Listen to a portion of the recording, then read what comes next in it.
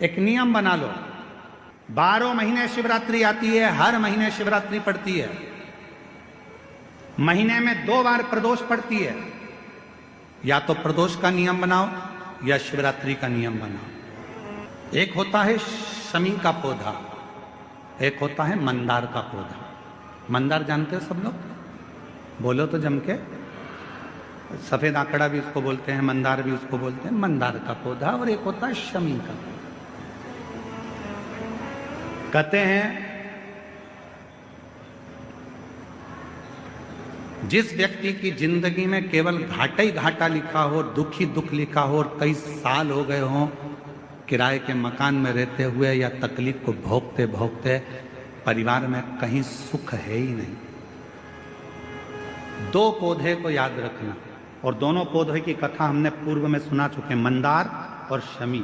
दोनों की कथा सुनाइए कि ये कौन से मुनि थे, कौन से ऋषि के बेटे थे, ये मंदार और शमी किसके पुत्र थे, सब कथा सुने। आप YouTube पर सर्च करिएगा तो आपको कथा पूरी मिल जाएगी। आप उसको सुनिए। जिसकी जिंदगी में दुख ही दुख लिखा, कष्ट ही कष्ट लिखा, परेशानी परेशानी लिखी, तो मंदार और शमी ये 2 पौधे ऐसे हैं जो जीवन में सुख प्रदान करते हैं।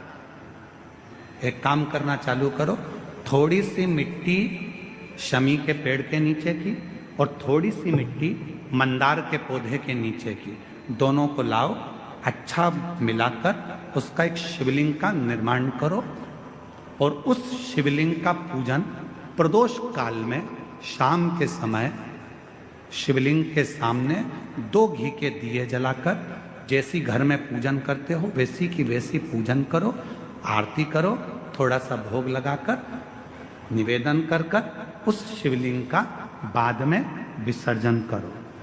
5 या 7 प्रदोष कर लो या 5 या 7 शिवरात्रि कर लो। आपको किसी के आगे हाथ नहीं फैलाना पड़ेगा। मेरा देव अधिदेव महादेव स्वयं भंडार भरना प्रारंभ कर दे, स्वयं शिव भंडार भरेगा। मंदार और शमी के वृक्ष के नीचे का वो फल होता है जो सुख देगा, जो सुख देगा।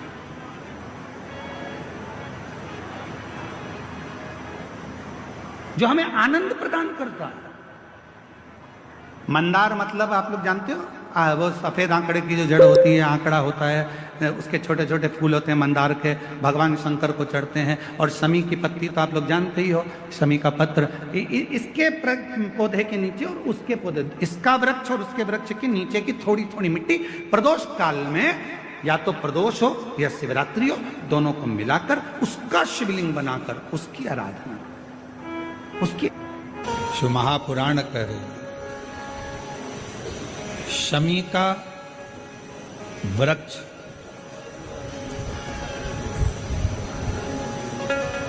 हमारे शरीर में जो रोग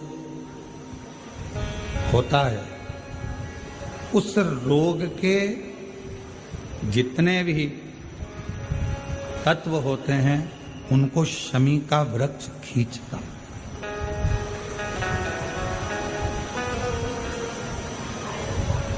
कल एक बहन ने प्रश्न किया कि गुरुजी,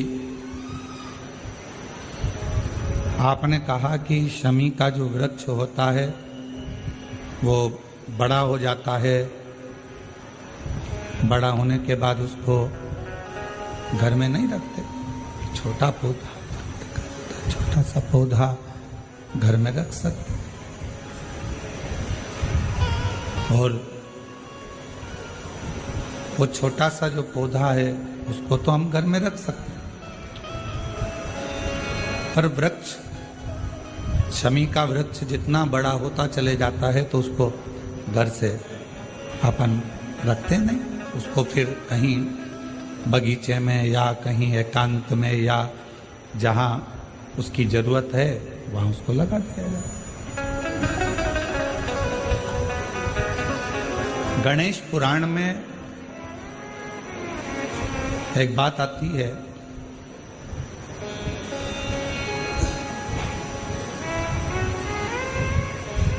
कि शमी का जो वृक्ष होता है वो रोग को खींच लेता,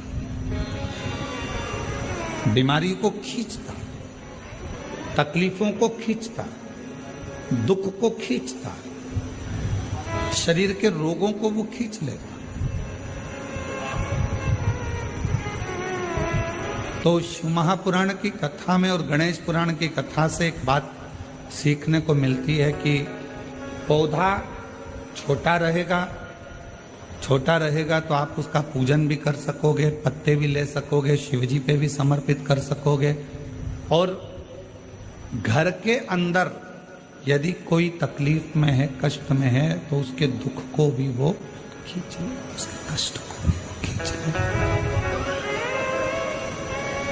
उसके कष्ट को, उसके दुख को खींच लेता है, उसके कष्ट को, उसके दुख को वो खींच लेता है। पर जैसे ही शमी का पौधा बड़ा हुआ, शमी का वृक्ष बड़ा हुआ, और उस वृक्ष के इर्द गिर्द से अगर निकल कर जा रहा है, शमी के उस वृक्ष के आसपास से, इर्द गिर्द से अगर कोई निकल कर जा रहा है, तो उसके भी रोग को वो खींचता है, उसके भी रोग को वो खींचता। तो हमारे यहाँ सनातन धर्म में सर्व जगत के हित की बात कही जाती है कि शमी का जब पौधा बड़ा हो जाए, शमी का वृक्ष जब बड़ा हो जाए, शमी का पौधा जब बड़ा हो गया, तो उसे कहीं अच्छी जगह पर लगा दिया जाए, जिससे सर्व जगत के दुखों को वो खींचता रहे, सबके रोगों को वो खींचता रहे, समाप्त करता रहे, सबके रोगों को वो खींचता रहे, समाप्त करता रहे। सर्व जगत के हित। छोटा है पौधा अपने नजदीक। शिव महापुराण में 5 वृक्षों का जो वर्णन किया गया, पहले नंबर पर है बेलपत्र का वृक्ष, दूसरे नंबर पर है शमी का वृक्ष, तीसरे नंबर पर है आंवले का वृक्ष, चौथे नंबर पर है पीपल का वृक्ष, और 5वें नंबर पर है वट वृक्ष। ये हमको बल देते हैं और हमें जो बल प्रदान करते हैं, हमें जो एनर्जी देते हैं, हमारे दुखों को ये नष्ट करते हैं। हमको एक अलग से बल इन पौधों से, इन वृक्षों से प्राप्त होता है। शमी की जो पत्ती होती है,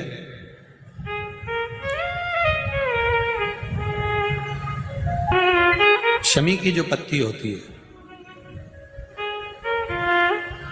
एक पत्ती में जितनी पत्तियां लगी होती हैं और एक पत्ती के अंदर, जरा ध्यान देंगे, जैसे इस पत्ती में ढेर सारी पत्तियां लगी हुई है, पत्ती में से भी एक पत्ती तोड़ोगे और एक पत्ती तोड़ने पर उस पत्ती को भी अगर गिनोगे तो उसमें बहुत सारी पत्तियां होती हैं।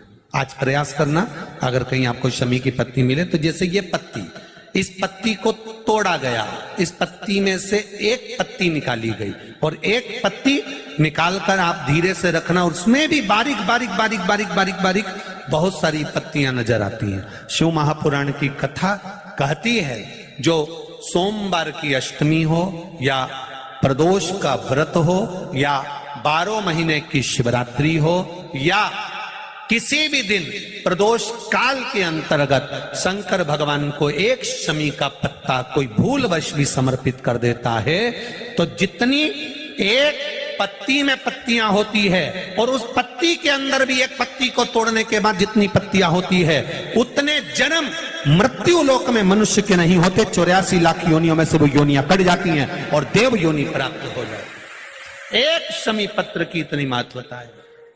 शमी का जो पत्ता होता है, ध्यान से सुनिएगा, रोज आप अगर शमी के पत्ते को नहीं चढ़ा सकते, महीने में 1 बार या 2 बार शमी का पत्ता शंकर के ऊपर अवश्य समर्पित करना चाहिए। क्यों? शरीर में अगर कोई बड़ी बीमारी आने वाली होती है तो बाबा उस विष को समाप्त कर देते हैं, मात्र शमी का पत्ता समर्पित कर देते हैं। भले महीने में 2 बार चढ़ाओ, हफ्ते में 1 बार चढ़ाओ, तुम्हारा मन पड़े तो हफ्ते में 2 बार चढ़ाओ। ज्यादा बीमारी है, शमी का पत्ता एक शिवजी के शिवलिंग पर, और एक पत्ता जहां से पानी बहकर नीचे गिरता है ना, जलाधारी में से शिवजी पे जल चढ़ाया। जैसे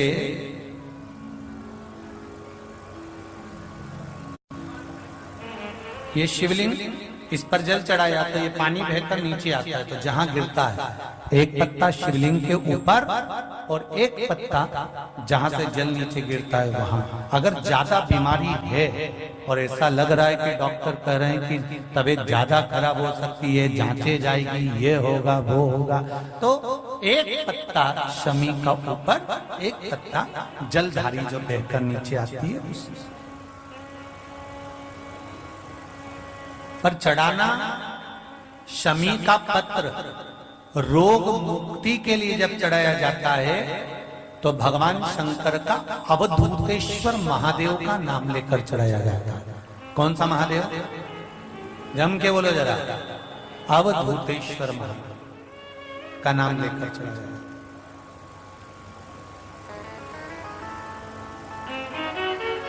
एक बात आपको कही थी अभी पिछले कथाओं में, गाय के दूध का घी बनाकर उसकी 1 उंगली घी की अशोक सुंदरी वाली जगह पर लगाकर, जो व्यापार नहीं चलता हो, दुकान नहीं चलती हो, अशोक सुंदरी वाली जगह पर घृत लगाकर घर के दरवाजे पर या व्यापार के द्वार पर उस उंगली को लगा देना चाहिए।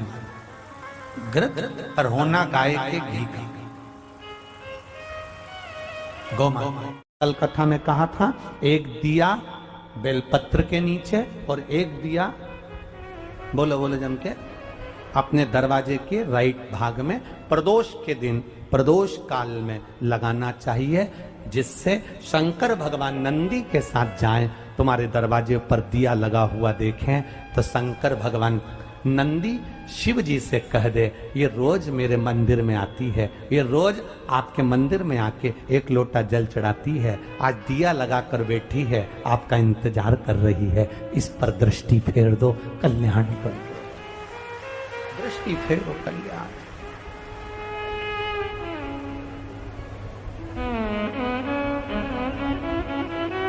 दिया लगाना मतलब प्रतीक्षा करना, दिया लगाना मतलब बाट जोना, दरवाजे पर दीप लगाना मतलब हम इंतजार कर रहे हैं बाबा का, हम बाबा का इंतजार। प्रदोष काल में, प्रदोष के दिन हमने पहले भी कहा कि एक दीप लगाना या जल चढ़ाना या शंकर को धतूरा चढ़ाना या चावल का दाना चढ़ाना या बेलपत्र चढ़ाना वो खाली नहीं जाता है। तुम्हारा प्रदोष के दिन, प्रदोष काल में लगाया गया दीपक एक ना एक दिन तुम्हारे घर में भी प्रकाश जरूर कर जाएगा। थोड़ा ध्यान दीजिएगा। मान लो मेरे बेटा बेटी कहीं अप्लाई कर रहे हैं नौकरी के लिए या अन्य चीज के लिए, तो वो अगर बेलपत्री के मध्य बेलपत्ती और ये 2 पत्ती है, इस पत्ती के बीच की जो जगह होती है वहां यदि पीला चंदन और 1 चावल का दाना लेकर हरीश्वर महादेव का नाम लेकर शंकर के शिवलिंग पर प्रदोष के दिन अगर चढ़ा देते हैं तो वो बेटा बेटी जिस एग्जाम को दे रहा होता है अच्छी मेहनत के साथ, लगन के साथ, तो निश्चित है वो उसमें सफलता पाता जरूर। हरीश्वर महादेव, एक बार बोलो कौन से महादेव? हरीश्वर महादेव। जब कोई कह दे कि तुम्हारी जिंदगी में दुख ही दुख है, जब कोई कह दे तुम्हारे जीवन में कष्ट ही कष्ट है, तब एक काम चालू करो, शिव की आराधना।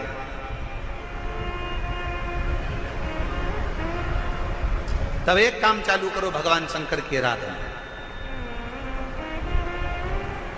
3 चीजें अपना लो। पहले नंबर पर शिव जी के मंदिर में 1 लोटा जल चढ़ाना। दूसरे नंबर पर अगर प्रदोष के दिन मंदिर में दिया लगा सकते हो तो ठीक है, नहीं तो एक कनेर का फूल पीला वाला, देखा है आप लोगों ने? जम के बोलो जरा।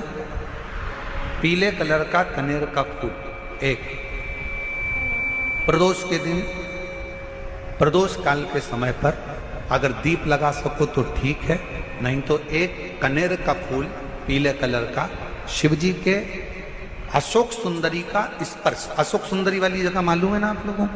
फिर से आप समझ लें।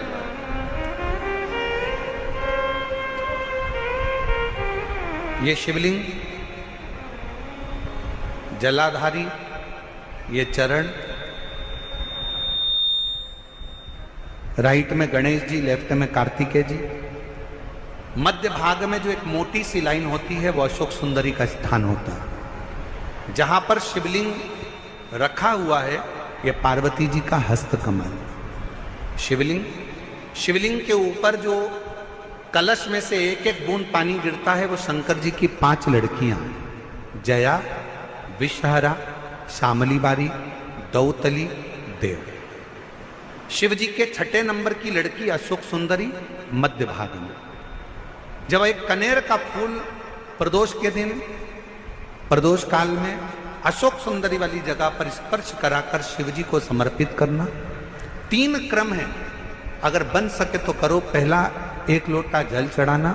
दूसरे नंबर पर अगर बहुत ज्यादा तकलीफ की जिंदगी चल रही हो, बहुत कष्टमय जीवन चल रहा हो और सब ने कह दिया कि तुम्हारी किस्मत में तो धक्के ही लिखे हैं, केवल आप धक्के ही खाओगे, तो 1 कनेर का पुष्प प्रदोष के दिन, प्रदोष काल में अशोक सुंदरी का स्पर्श कराकर शिवलिंग पर चढ़ाओ। और बन सके प्रत्येक महीने शिवरात्रि आती है, जैसे कल शिवरात्रि है ऐसे हर महीने शिवरात्रि आती है। शिवरात्रि के दिन 1 अक्षत, मात्र 1 अक्षत, केवल 1 चावल का दाना, 1 दुर्वा के साथ शिव जी को समर्पित करना प्रारंभ करो। जिंदगी की कैसी भी तकलीफ होगी, मेरा शंकर भगवान उस तकलीफ को मिटाएगा। काटो।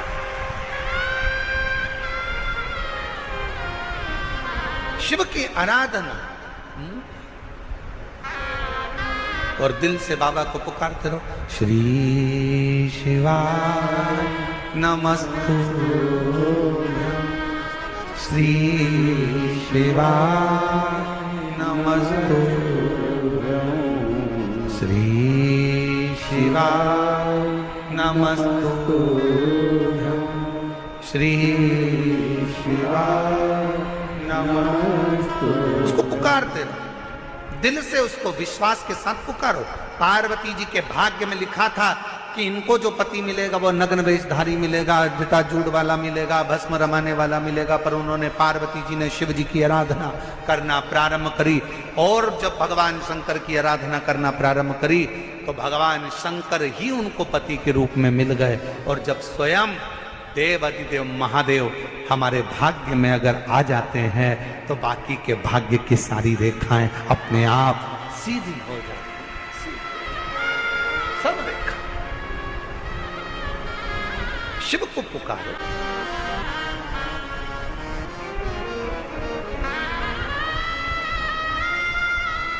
भगवान शंकर को पुकारने का प्रयास करो। महाराज,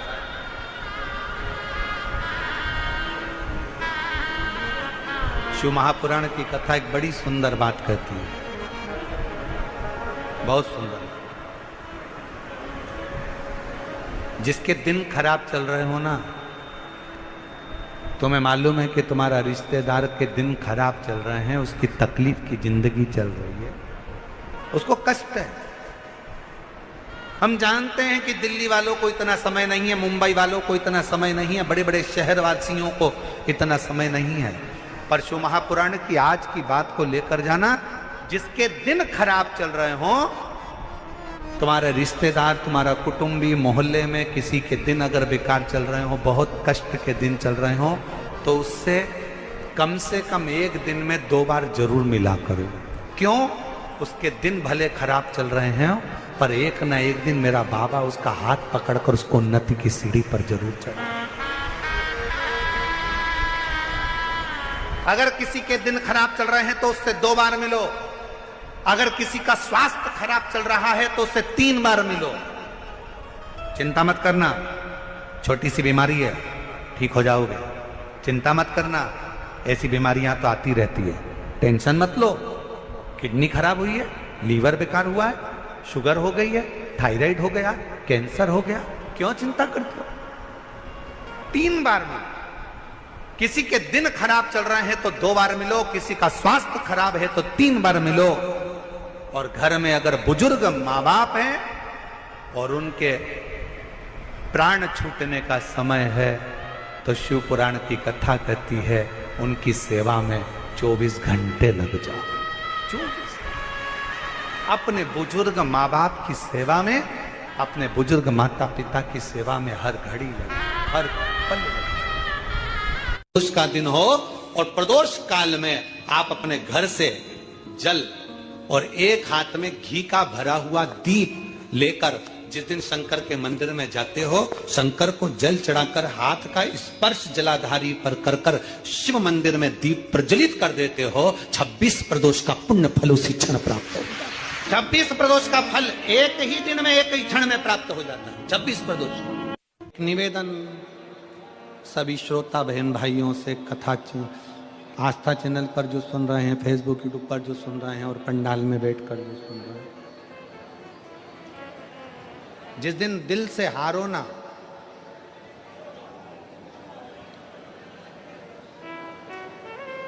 थोड़ी तकलीफों में अगर घिर जाओ, तकलीफें आ जाए, कष्ट आ जाए, तकलीफें जिस दिन तुम्हारे भीतर बहुत ज्यादा मात्रा में आ जाए, उस दिन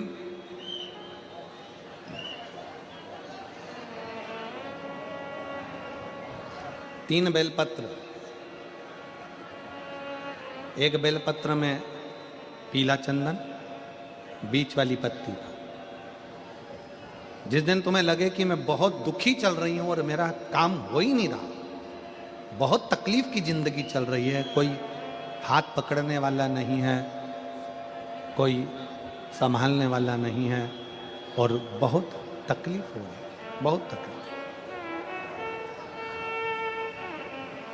उस समय पर एक बेलपत्री के बीच वाली पत्ती पर पीला चंदन, दूसरी पत्ती पर लाल चंदन और तीसरी पत्ती पर 11 चावल गीले, पानी में उसको थोड़ा सा भिगो लें या धो लें, 11 चावल गीले शिव जी की उस पत्ती पर रखें।